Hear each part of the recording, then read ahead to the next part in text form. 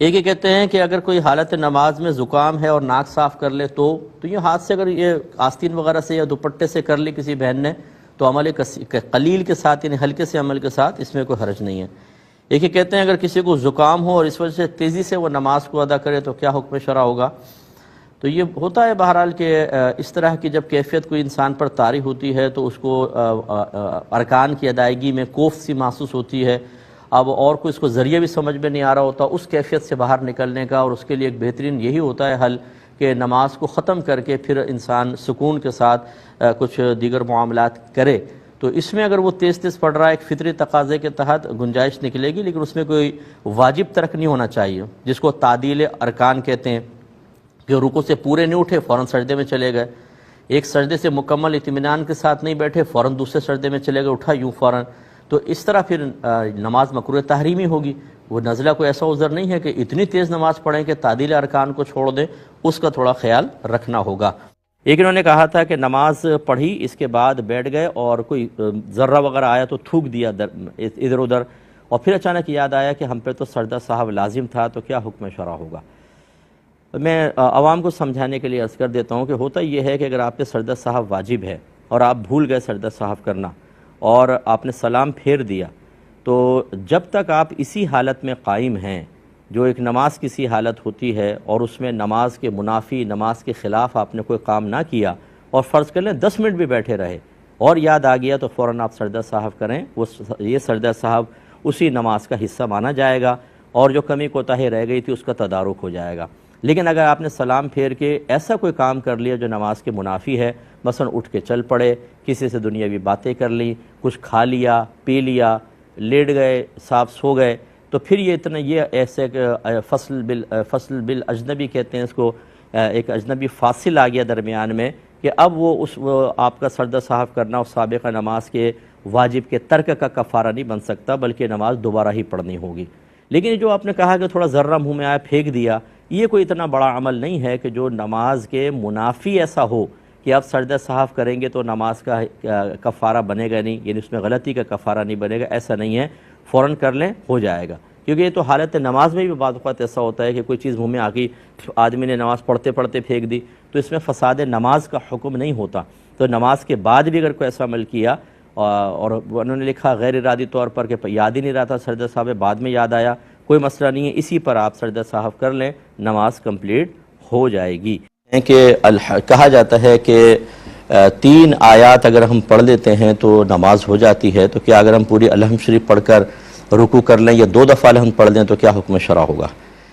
دیکھیں اللہ تعالیٰ نے فرمایا فَقْرَؤُوا مَا تَيَسَّرَ مِنَ الْقُرْآنِ، تمہیں جو قرآن سے آسان لگے وہ پڑھو۔ علماء نے فرمایا نماز کے بارے میں ہے، اور پڑھو کو چونکہ حکم ہے تو عرب میں قراءت کی کم از کم مقدار 1 آیت ہوتی تھی، تو یعنی 1 آیت پر قراءت کا پڑھنے کا اطلاق ہوتا تھا، تو اس لیے یہ ثابت ہوا کہ کم از کم 1 آیت کا پڑھنا لازم ہے۔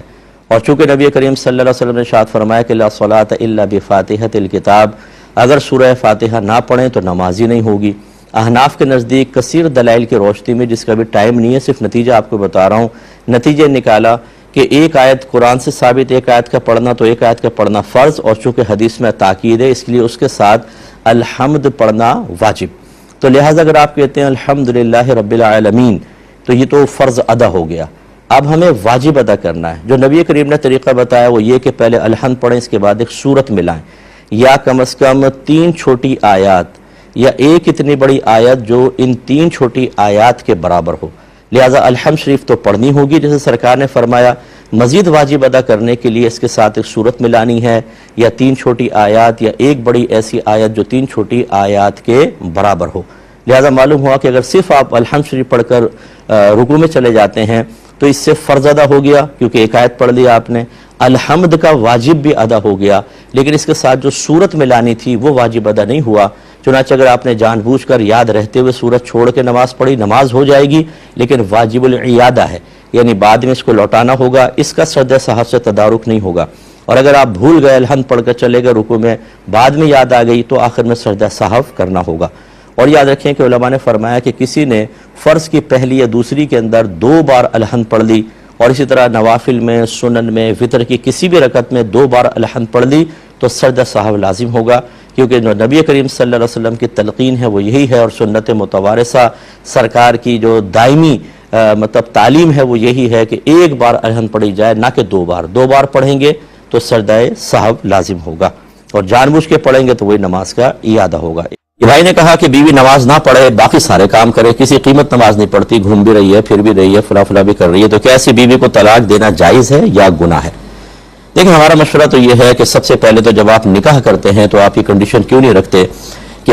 ہم یعنی لڑکی والوں کو کہہ دیں کہ ہم لڑکی کو نماز بھی پڑھوائیں گے، برقع بھی کروائیں گے، پردہ بھی کروائیں گے، یہ ہماری کنڈیشنز ہیں، ہمارا مذہبی ماحول ہے، اگر آپ قبول کرتے ہیں ٹھیک، نہیں کریں تو بعد میں بدمزگی ہوگی، مناسب نہیں ہے۔ پہلے ہم ایسا کچھ بھی نہیں کرتے، ہم کہتے ہیں نکاح ہو جانے تو پھر دیکھیں گے۔ اچھا، نکاح ہو جانے کے بعد پھر معذرت کے ساتھ بعض وقت شوہر کو یہ پتہ ہی نہیں ہوتا کہ اس پر کون کون سی چیز فرض اور واجب ہے، یعنی بیوی بچوں کی تربیت کے لحاظ سے، اور کس انداز سے کرنا ہے۔ اعمال کے اندر تفاوت ہوتا ہے، فرض ہے، واجب ہے، سنت موقدہ، غیر موقدہ، مستحب ہے، مباح ہے۔ اسی طرح اپوزٹ پھر حرام ہے، مکروہ تحریمی، اصاعت، مکروہ تنزیہی، خلاف اولا۔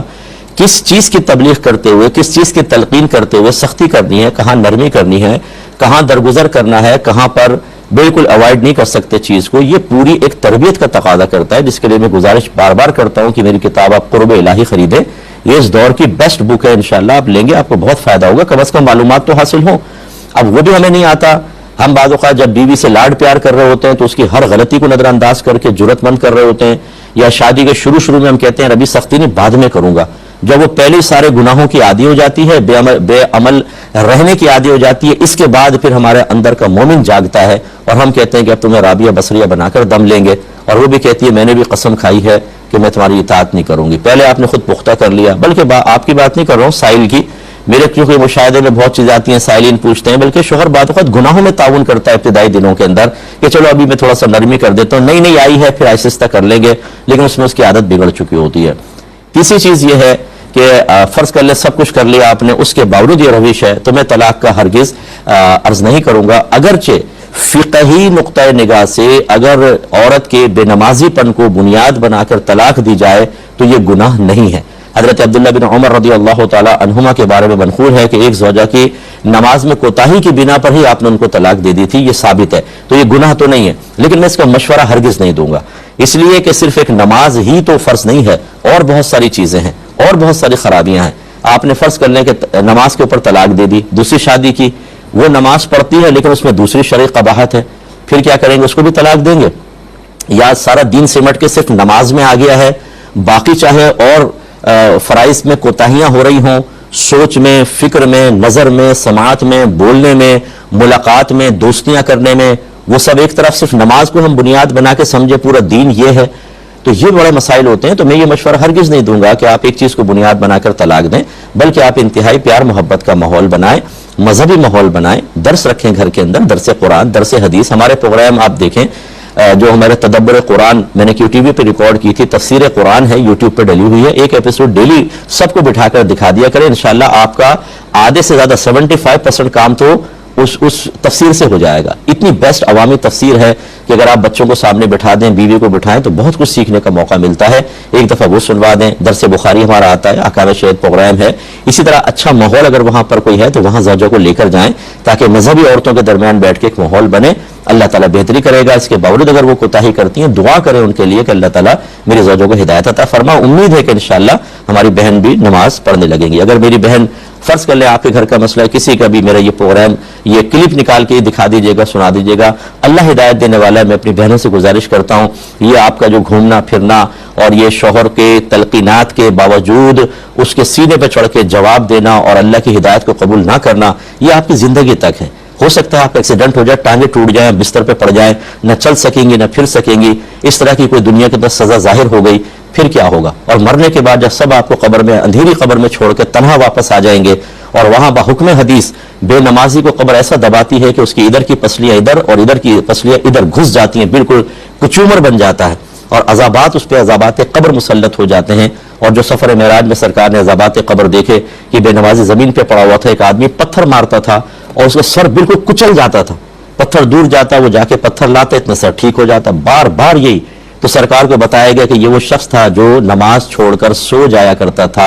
اسے یہ عذاب اب قیامت تک ہوتا رہے گا۔ میری بہنوں ذرا غور کریں، آپ تھوڑی سی بات کسی کی برداشت نہیں کرتی، سارا زندگی اپنے دل میں رکھتی ہیں، یہ بات چھپ گئی تھی مجھے، میرے سینے کے اندر محفوظ ہے یہ بات، اتنا سا درد آپ برداشت نہیں کر سکتی بات کا، تو اندازہ کریں یہ سخت عذاب کیسے برداشت کریں گی۔ اس لیے میں اپنی بہنوں سے گزارش کرتا ہوں، خدا را جو اللہ نے آپ کو نعمتیں دی ہیں اس کے شکرانے کا بہترین طریقہ 5 وقت نماز پڑھنا ہے۔ آپ نہیں پڑھیں گی تو آپ کے بچے بھی بے نمازی رہیں گے، انہیں عذاب قبر ہوگا، میدان معاشر میں ذلیل ہوں گے، رسوا ہوں گے، خدا نہ کرے، اور اللہ ناراض ہوا تو جہنم میں۔ تو کیا وہ پلٹ کر آپ کو دیکھ کر شاید یہ جملہ نہیں کہیں گے کہ امی کون سی دوستی نکالی تھی، کون سی دشمنی نکالی تھی؟ کیا یہ آپ کی محبت تھی کہ آپ نے ہمیں جہنم کا راستہ دکھا دیا؟ امید ہے کہ آپ بات سمجھیں گے۔